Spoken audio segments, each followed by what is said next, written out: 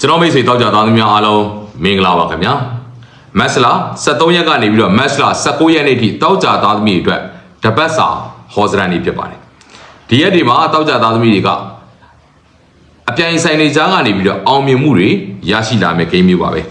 လုပ်ငန်းသစ်စတာတိုးချဲ့တာတွေလုပ်ကင်လို့ကောင်းပါတယ်ရက်ဝေးပြပနိုင်ငံခြားနဲ့ပတ်သက်တဲ့အလုပ်တွေလည်းအကျိုးပေးပါလိမ့်မယ်တစ်တန်တော့ရွှေရည်ထွက်ကုန်အသီးအနှံကိစ္စတွေကတော့အကျိုးပေးမယ်ကိန်းမျိုးပါပဲခင်ဗျငွေဟောင်းပစ္စည်းဟောင်းတွေပြန်ရတတ်ပါတယ်စုံမလို့ဖြစ်နေတဲ့ငွေတွေပြန်ဝင်လာတာမျိုးတွေပြန်ကြုံရတတ်ပါတယ်နော်စက်ကိစ္စ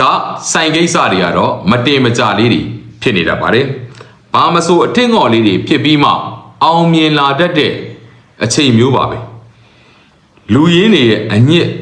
စ်ပတ်တာတွေပေါ့နော်အကောက်ကျန်တာတွေခံရတတ်ပါတယ်ပညာရေးကိစ္စဆောင်းမွေးကိစ္စမြေအမွေဖုံးကိစ္စတွေမှာတော့အနောက်အရှက်လေးတွေများနေတတ်ပါတယ်ငွေရွှင်မဲ့လက်လာပါတယ်ဝင်လာလိမ့်မယ်ဒါပေမဲ့ဝင်လာတဲ့ငွေတွေလက်လာပါတယ်ကလည်းမိမိအလုပ်ထဲကိုပြန်ပြီးတော့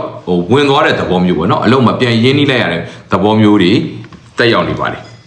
အိမ်တော်ရှင်များချစ်သူရီးစားတွေအတွက်ကတော့အဖို့အထစ်လေးတွေများနေတဲ့ဂိမ်းမျိုးပါပဲနော်ဒီတစ်ပတ်ကတော့အထူးသဖြင့်ဘေးစကားတွေကိုသတိထားပါလို့ပဲပြောချင်ပါတယ်1 byte ဥကောင်း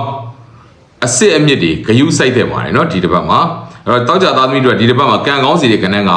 6တို့4တို့ဆိုတဲ့ကဏ္ဍတွေကကံကောင်းစီတတ်ပါတယ်အဲ့တော့တောက်ကြသားသမီးဒီတစ်ပတ်မှာအငြဲခိုက်တွေပြပြောပြီးကောင်းကျိုးချမ်းသာတွေရရှိစေဖို့အတွက်ကတော့တန်ဗုဒ္ဓေဂါထာကို